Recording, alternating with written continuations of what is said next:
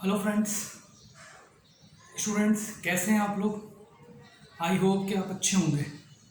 तो अपन स्टार्ट करते हैं आज का टॉपिक, है ना। आज का जो मेरा टॉपिक है वो हम लोगों का जेनेटिक्स चल रहा था, जैसे आपको मालूम है ही, ठीक है। और आज का जो टॉपिक है वो हम लोगों का है विविधता। विविधता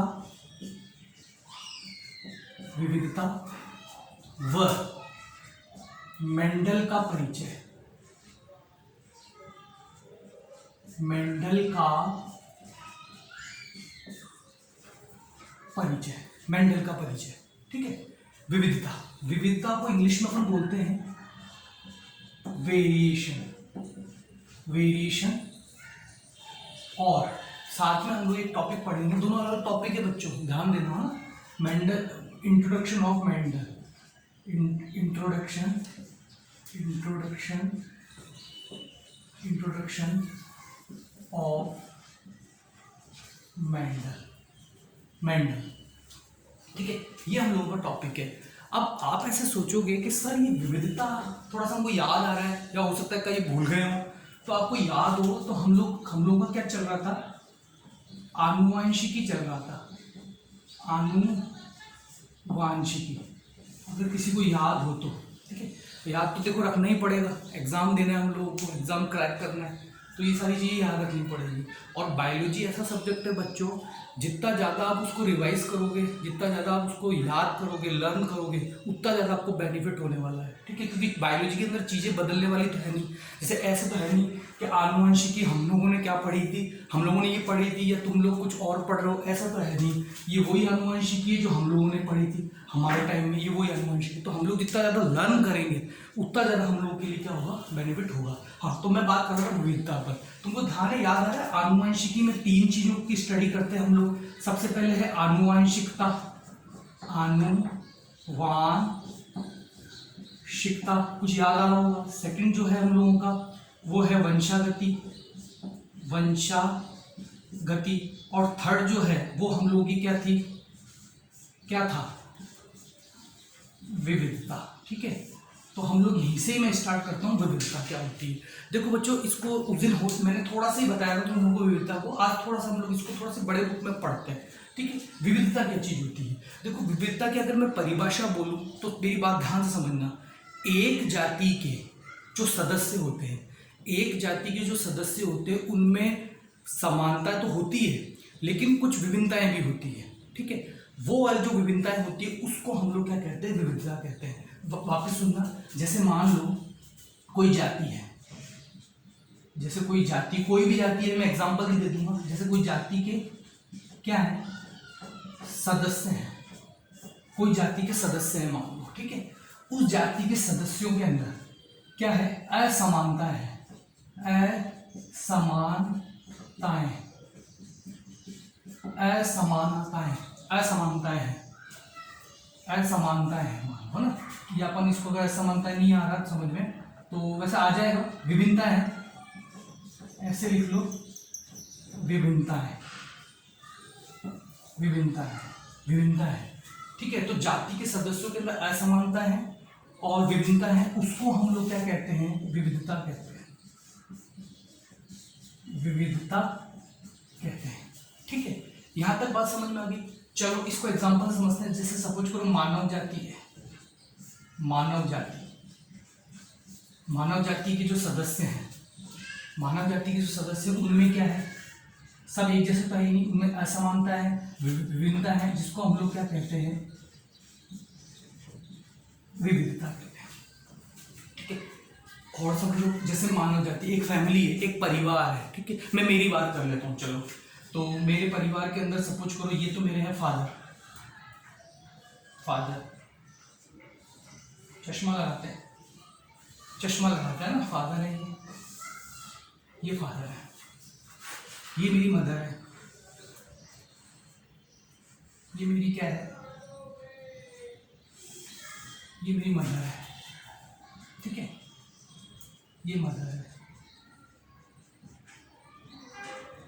ये मदर है, ये मैं हूं, ठीक है, ये मैं हूं। और ये मेरी सिस्टर है,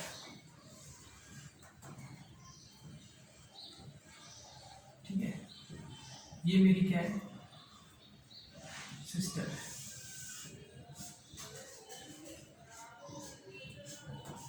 ठीक है, ये तो एक ही फैमिली है जिसको हम लोग क्या बोलते हैं, मानव जाति कहते हैं, एक ही जाति है, लेकिन इसमें सदस्य हैं। तो इन सदस्यों के अंदर क्या पाई जा रही है, क्या पाई जा रही है, एक जैसा तो है ही ना, ये क्या पाई जा रही है, इनमें विभिन्नताएं पाई जा रही है, विभिन्नताएं पाई जा रही है, मतलब इनके मध्य में क्या पाई जा रही है, विभिन्नताएं पाई जा रही है। ठीक है, तो इन सबके मध्य में जो विभिन्नताएं पाई जा रही है वो हम लोगों की क्या कहलाती है, विविधता कहलाती है। तो आई होप कि आपको ये चीज समझ में आ गई होगी। ठीक है, तो अब थोड़ा सा अपन आगे चलते हैं विविधता पे। ठीक है, चलो आगे चलते हैं। अच्छे से समझना, सुनना, बात सारी आपको मेरी समझ में आने वाली है। ठीक है, और देखो बच्चों, एक मेरे को अब याद है एक इंपॉर्टेंट बात तो है कि जैसे कोई चीज़ मैं यहाँ पर आपको पढ़ाता हूँ, ठीक है, तो कोई भी कुछ प्रॉब्लम है तो बेझिझक होकर आप कमेंट बॉक्स में मेरे को कमेंट कीजिए कि सर हमको ये चीज़ समझ में नहीं आई है, ये चीज़ हमको वापस बताइए आप, तो मैं एक दिन ऐसा क्लास ले लूँगा जिसमें आपको वो क्लियर हो जाएगा। ठीक है, वैसे तो 95% ऐसा है कि अगर मेरी क्लास को यहाँ आप अच्छे से इसको सुन लेते हैं तो आपको समझ में यहीं आ जाएगी। ठीक है, फिर उसको घर जाके एक बार रीडिंग करनी है, रिवाइज करना है, तो आपको ये चीज़ समझ में याद हो जाएगी। ठीक है, तो हम लोगों का क्या चल रहा था, विविधता चल रहा था, विविधता चल रहा था। वही वापस बोल देता हूँ मैं, विविधता क्या होती है, विविधता एक ऐसा विज्ञान है जिसमें एक जाति के जो सदस्य होते हैं उन सदस्यों के अंदर भी क्या पाई जाती है, उन सदस्यों के मध्य जो होती है वो असमानताएं पाई जाती है। असमानता है मतलब डिफरेंस होता है उनके अंदर, उसे हम लोग क्या कहते हैं, विविधता कहते हैं। बच्चों ध्यान देना, विविधता जो चीज होती है वो दो प्रकार की होती है। विविधता जो चीज होती है वो दो प्रकार की होती है। फर्स्ट जो होती है वो होती है जन्निक, ये ध्यान देना। फर्स्ट जो होती है वो होती है जन्निक, और सेकंड जो होती है वो होती है कायिक। ध्यान से समझना। ठीक है, फर्स्ट जो होती है वो होती है जन्निक और सेकंड होती है कायिक। जन्निक को हम लोग इंग्लिश में जर्मिनल भी कहते हैं। जर्मिनल क्या कहते हैं, जर्मिनल भी कहते हैं। और ब्लासोजेनिक, इसका एक नाम और है, क्या है, ब्लासोजेनिक। ठीक है, और कायिक को हम लोग बोलते हैं सोमेटिक। कायिक को हम लोग क्या कहते हैं, सोमेटिक कहते हैं। ठीक है, अब ध्यान दो कि जन्निक, अब इस चीज को समझो बच्चों, क्या होता है ये जन्निक। जन्निक क्या चीज होती है, जन्निक जो चीज होती है, अब जन्निक में देखो क्या होता है, विविधता दो प्रकार की, एक होती है जन्निक, एक होती है कायिक।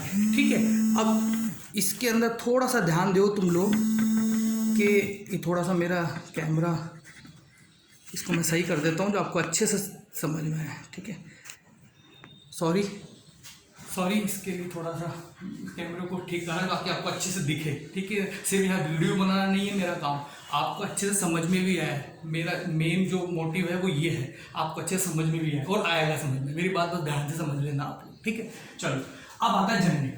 देखो विविधता दो, जन्निक और कायिक। अब इसको मैं अच्छे से समझाता हूँ। जन्निक क्या होता है, जन्निक में ये बोलता हूँ कि जन्निक जो होता है वो पीढ़ी दर पीढ़ी स्थानांतरित हो सकती है। पीढ़ी दर पीढ़ी क्या हो सकती है, स्थानांतरित हो सकती है।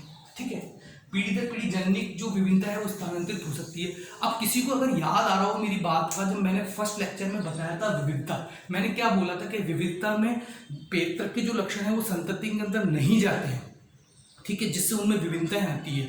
तो ये तो उल्टी हो गई बात कि सर वहां तो आपने क्या बताया और यहाँ आपने क्या बताया। मैंने यहाँ क्या बोला, ये पीढ़ी दर स्थानांतरित होती है। ठीक है, मतलब पेतृक से संतति के अंदर जाती है। और उधर मैंने क्या बोला, उधर मैंने ये बोला कि स्थानांतरित नहीं होती, जब भी तो विभिन्नताएं आती है। इस चीज को तुम लोग समझो बच्चों, क्या होता है। देखो होता क्या है, जैसे फादर और मदर, फादर और मदर है, फादर और मदर, और ये है सन, मान लो ये सन है, ये सन है और ये डॉटर है।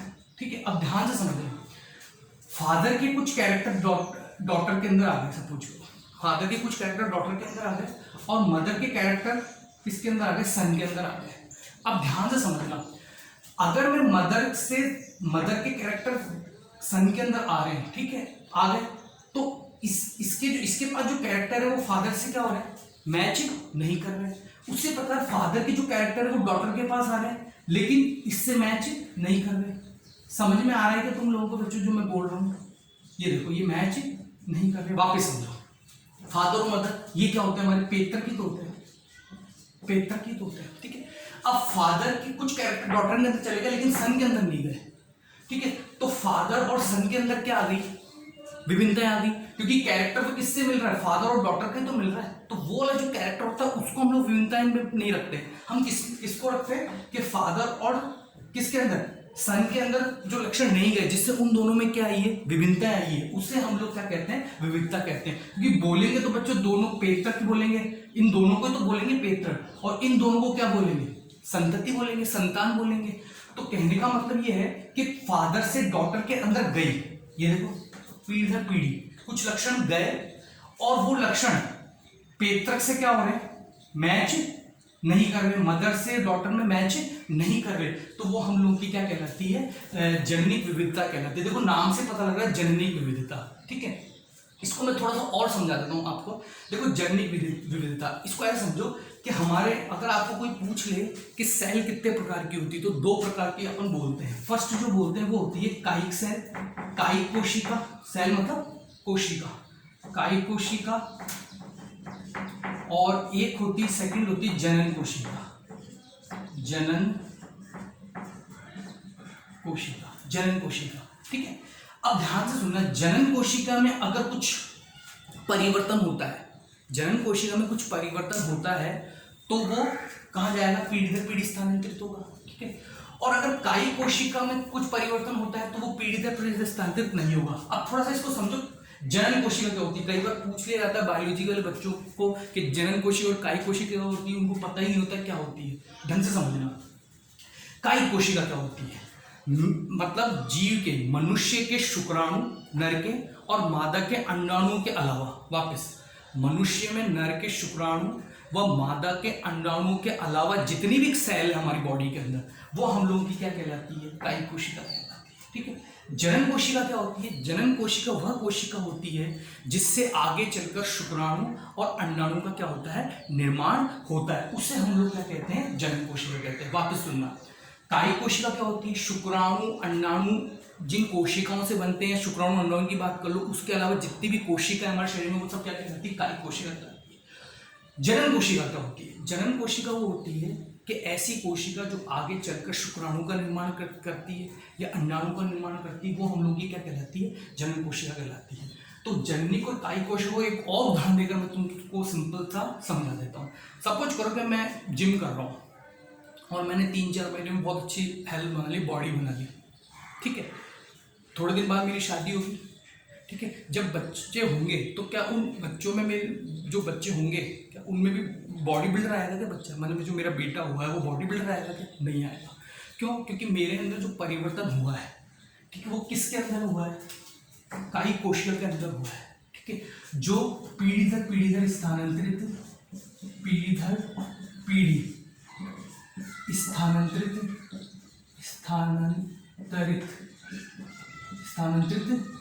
नहीं होते हैं, क्योंकि कायिक कोशिका में हो रहा है, बॉडी बना रहा हूँ या खा के बहुत मोटा हो रहा हूँ, वो कायिक कोशिका है।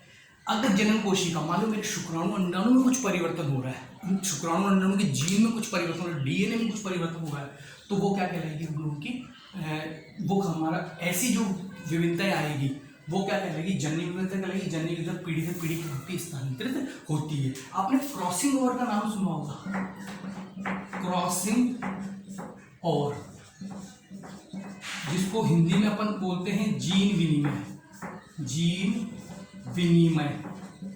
जैसे आपको ध्यान हो तो अर्धसूत्रीय विभाजन के अंदर जो क्रोमोसोम्स जो होते हैं, गुणसूत्र जो होते हैं, वो आपस में क्या होते हैं, आकर्षित होते हैं, और कियाजा मेटा का क्या करते हैं, कियाजा मेटा का फॉर्मेशन करते हैं, और जीन का क्या होता है, आदान प्रदान होता है। तो वो जीन विनिमय होता है। तो जीन विनिमय जब होगा तो हम लोगों की क्या होगी, विभिन्नताएं आने वाली है।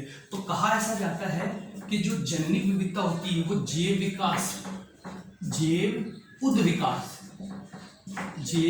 विकास का आधार है, आधार होती है। जैव उस विकास का क्या होती है, आधार होती है। उद्विकास, मानव उद्विकास पढ़ा है ना, पहले किस प्रकार के मानव थे, पहले किस प्रकार के थे, ऐसे थे ऐसे थे ऐसे थे, फिर धीरे धीरे धीरे धीरे ऐसे बढ़ गए, हम लोग बिल्कुल सीधे हो गए, तो वो उद्विकास ही तो है।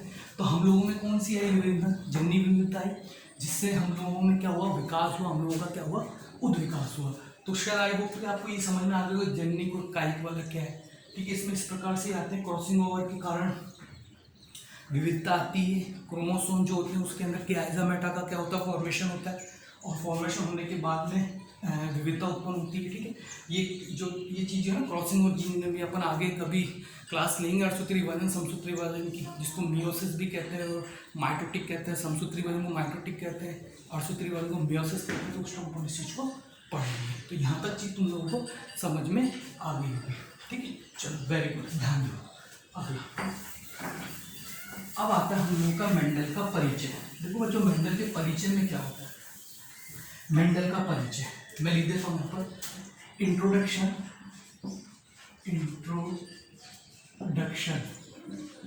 Of Mendel. ठीक है, इंट्रोडक्शन मेंडल मतलब मेंडल का परिचय।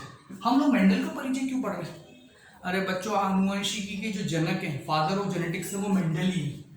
ये ध्यान से समझ लेना तुम लोग, ग्रेगर जॉन मेंडल। उनका नाम क्या है बताना जरा, नाम, पूरा नाम है ग्रेगर जॉन मेंडल, ये नाम था। ठीक है, अब देखो बच्चों, जब मेंडल का परिचय पढ़ते हैं, या मैं पढ़ाता हूँ या मैं खुद पढ़ता हूँ उनकी जीवनी, मेंडल की जीवनी, तो बड़ी बोरिंग है, बच्चे पढ़ना ही नहीं चाहते हैं कि छोड़ो सर ये बहुत मतलब बोरिंग है, याद भी नहीं होता है और कोई मतलब भी नहीं है। अरे मतलब है बच्चों, मेरे को पूरा एग्जैक्ट याद नहीं है, लेकिन 2017 और 2018 के अंदर इस मेंडल की जीवनी पे से क्वेश्चन आया था। क्वेश्चन क्या आया था मुझे याद भी है। क्वेश्चन ये आया था कि मेंडल ने अपने जो प्रयोग किए थे वो कितने वर्षों में पूरे किए थे, मतलब मेंडल ने जो अपना एक्सपेरिमेंट किया था पाइसम सेटाइवम पर, मटर पर, वो कितने वर्षों में पूरे हुए हैं। तो हम लोगों को इसके ऊपर जीवनी तो पढ़नी पड़ेगी। हाँ, ये जरूर है कि मैं पूरे रामायण नहीं खोलूँगा आपके सामने, मैं शॉर्ट में बताऊंगा, वही हमको याद रखना है, और उस वहीं से ही हम लोगों के क्या आते हैं, क्वेश्चंस बनते हैं। तो नाम ग्रेगर जॉन मेंडल है। उसके बाद में उनका जो जन्म हुआ था वो कब हुआ था, 22 जुलाई 1822। 22 जुलाई कब हुआ था, 1822 को हुआ था। उसके बाद में हम लोगों के जो स्थान है वो क्या था, सबसे पहले ऑस्ट्रिया देश, कौन सा था, ऑस्ट्रिया देश था। ठीक है, और ऑस्ट्रिया देश के अंदर ही हैंजनडॉर्फ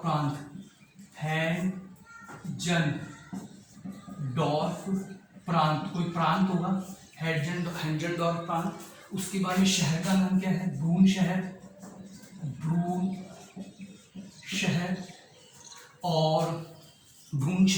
और सिलसिया गांव था उनका,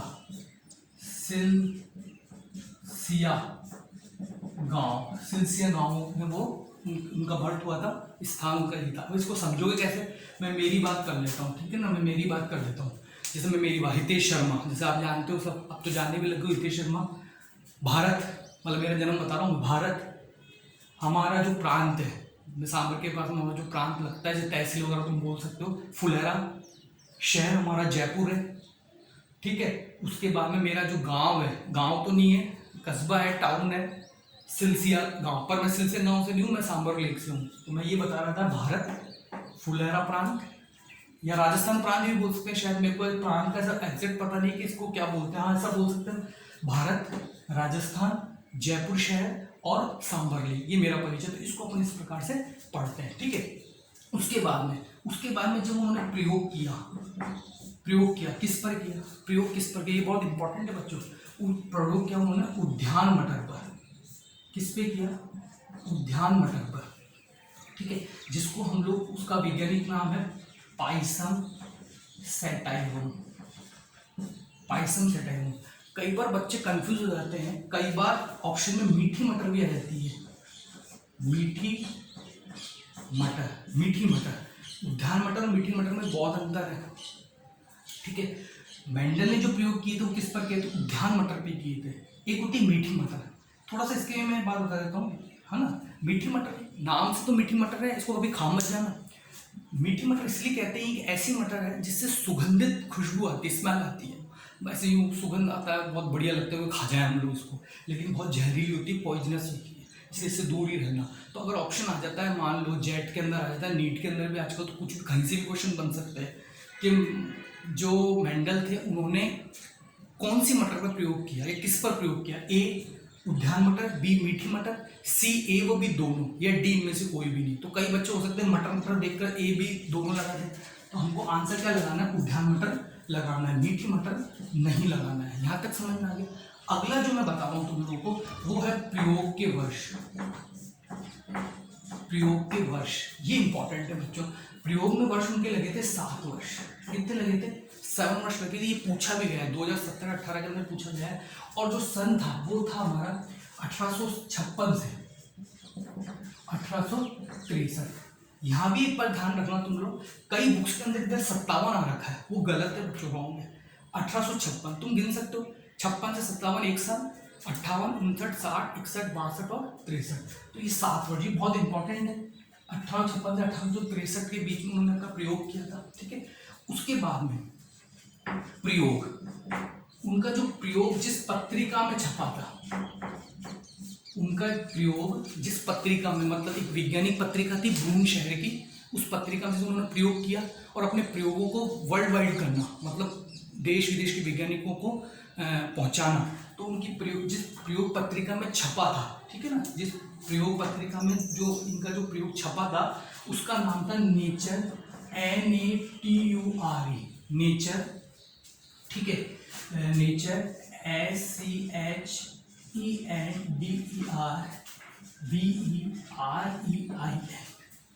ठीक है। नेचर शेंडर वेरिन, ये एक प्रकार का क्या है, ये एक प्रकार की मासिक पत्रिका थी। अब इस चीज को ध्यान से समझना।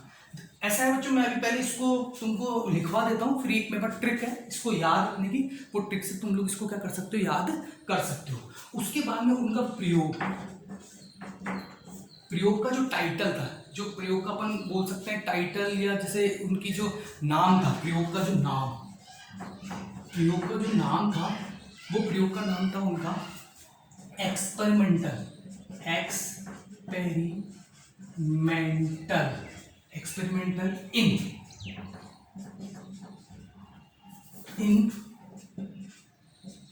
प्लांट हाइब्रिडाइजेशन,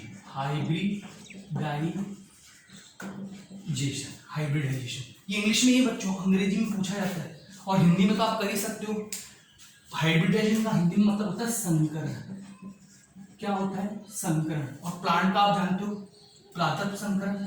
तो उन्होंने अपने प्रयोग का क्या नाम रखा था कि पादप संकरण पर प्रयोग। ठीक है। एक्सपेरिमेंटल प्लांट संकरण। ठीक है। तो प्रयोग पत्रिका, चलो मैं एक काम करता हूं, इसकी ट्रिक बता ही देता हूँ आप लोगों को, इधर बता देता हूँ, नेचर ऑफ शेंडरवेरी, ये कारण बता देता हूँ। ठीक है ना। ठीक है। तो ध्यान देना, इसका मतलब क्या है। अच्छा, ये दोनों की ट्रिक बता देता हूँ। ठीक है ना। हाँ देखो, मैंने कोई प्रयोग किया, ऐसा प्रयोग किया कि पादप को उगाया। ठीक है। पादप को उगाया, किस लिए उगाया? क्योंकि शानदार वर्षा के लिए। ये ट्रिक है बच्चों, ट्रिक। ऐसे याद रखो तो कर सकते हो, ट्रिक से याद रखो तो कर सकते हो। ट्रिक क्या है सुन लेना। मैंने कोई ऐसा प्रयोग किया, अरे बच्चों मैं अपन साइंस स्टूडेंट है, ठीक है, तो कुछ भी काम करते हैं तो उसको हम लोग क्या बोलते हैं? प्रयोग करते हैं, एक्सपेरिमेंट। समझ में आ रहा है? तो हम लोगों ने क्या किया? पादप उगाया। क्यों उगाया? क्योंकि अभी बारिश का मौसम खूब है, बहुत बढ़िया बारिश हो रही है, तो पादप उगाए शानदार वर्षा के लिए, क्योंकि हमारे चारों राजस्थान के अंदर वर्षा बहुत अच्छी है, तो अभी प्लांट्स खूब उगा हुआ, तो ट्रिक शायद आएगी, पादप उगाए शानदार वर्षा के लिए। चलो इसको अपन इसको इंग्लिश में बदलते हैं। ठीक है, दिख तो रहा है ना? Very good. सबसे पहले प्रयोग का मतलब हो गया एक्सपेरिमेंट, एक्सपेरिमेंटल एक्सपेरिमेंट हो गया। उसके बाद में प्लांट उगाया मतलब हाइब्रिडाइजेशन। देखो हालांकि हाइब्रिडाइजेशन और उगाया में कोई वो नहीं है मेल मिला, लेकिन इसको ऐसे समझ सकते हो एक्सपेरिमेंटल प्लांट उगाया मतलब, हालांकि संकरण की मैं बात करूं तो संकरण हम लोग दो जैसे लंबा और बोने में हम लोग संकरण कराते हैं तो एक नई किस्म बनती है, ठीक है। दूसरी किस्म आती है ना F1 पीढ़ी के अंदर, तो वही उगाया मतलब हमारे पास आया, तो इसको हम लोगों ने क्या किया एक्सपेरिमेंटल प्लांट हाइब्रिडाइजेशन। हाइब्रिडाइजेशन हो गया। शानदार, शानदार को तुम लोग इंग्लिश में लिखो शानदार, शानदार SHANDAR शानदार।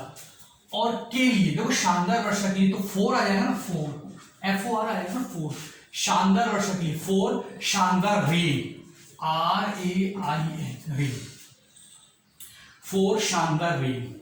अब देखो नेचर, अब देखो इसमें थोड़ा सा गड़बड़ हो गया है, यहाँ 4 भी आएगा 4, यहाँ 4 भी आएगा वापस नेचर, और ये जितना भी हुआ क्या है सब नेचर का ही है, नेचर का ही कमाल है पूरा, नेचर NATURE नेचर, तो नेचर यहां लो, ठीक है। उसके बाद में 4 मतलब ये 4 है। अब शानदार जो है ए जहां पर भी है वहां पे ई कर दो SCH, अब यहां पर तुमको SCH, फिर ए है, फिर ई है, फिर एन है, फिर एन है, फिर D A, D A, E A, R है। अब RAIN है तो यहाँ पे भी REIN कर दो, ये देखो REIN, ठीक है। उसके बाद में VE आपको खुद को लगाना है, तो ये इस प्रकार से याद कर सकते हो। मैं इसको एक बार और बता देता हूँ, ठीक है, उसके बाद में अपन आगे चलते हैं। देखो क्या है ट्रिक है बच्चों एक प्रकार की, चलो इसको एक बार अपन पढ़ लेते हैं आगे, है ना, उसके बाद में आपको चीज समझ में आएगी। तो हमारा पत्रिका का नाम क्या था बताओ, पत्रिका का नाम मेंडल ने, पत्रिका मतलब एक ऐसी वैज्ञानिक पत्रिका जिसमें मेंडल ने अपने प्रयोगों को क्या करता था, छपा था। कई बार मान लो आ जाए ये चीज, ठीक है, तो अगर तुमको सीधे सीधे याद रहेगा तो ठीक है, नहीं याद रहेगा आप ट्रिक से इसको याद कर सकते हो, ठीक है। और पत्रिका का नाम भी, पत्रिका क्या है, प्रयोग का नाम, प्रयोग का नाम, प्रयोग का नाम बताओ। पहले प्रयोग का नाम क्या था, experimental in plant hybridization, hybridization PLANTHYBRIDIZATATI hybridization. Experiment मतलब प्रयोग होता है, प्लांट मतलब पादप होता है, और हाइब्रिडेशन मतलब होता है संकरण। संकरण कराते हैं ना, नर और मादा में संकरण, ये तो पढ़ा होगा आप लोगों ने, वेरी गुड। तो ये चीज है ना। अब पत्रिका का नाम क्या है, पत्रिका का नाम है nature, NATURE nature, nature 4 SCHENDER, जो मेरे को याद हो गया, ठीक है, VERIREI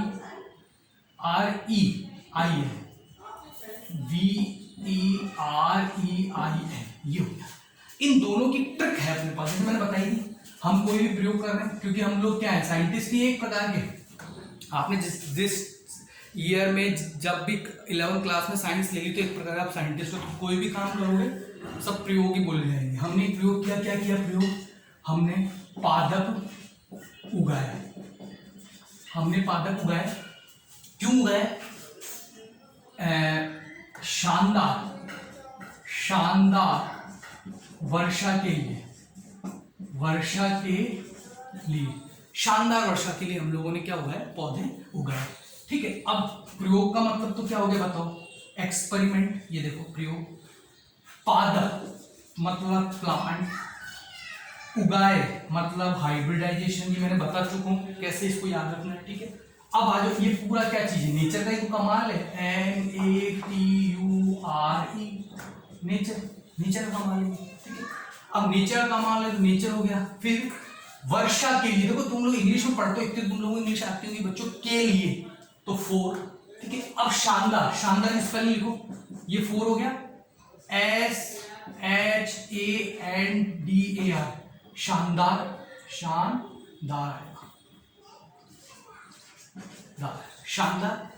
और रेन, वर्षा को अपन क्या बोलते हैं, रेन बोलते हैं, ठीक है। अब मैच कर दो, 4 ये नेचर आ गया, ये नेचर, अब SC लगाना है यहाँ, बाकी A जो है उसकी जगह क्या लगाना है, E लगाना है, E लगाना है, E लगाना है, और यहाँ पर क्या करना है आगे VE लगाना है।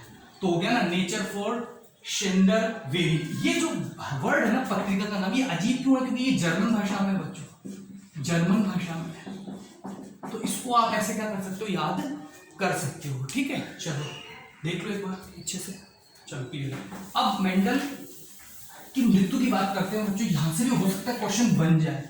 हो गया मेंडल का परिचय। मेंडल की मृत्यु, मृत्यु कब हुई, 6 जनवरी 1884 के अंदर इसकी क्या हुई थी, मृत्यु हुई थी। ये इंपॉर्टेंट है। और इनको किस गुर्दे शोथ, मतलब इनका कौन सा शोथ था, मतलब इनको बीमारी कौन सी थी, शोथ है, गुर्दे की शोथ, जिसको हम लोग इंग्लिश में BRIGST ब्राइट, गुर्दे को इंग्लिश में क्या बोलते हैं, वो तो भूल गए, किडनी,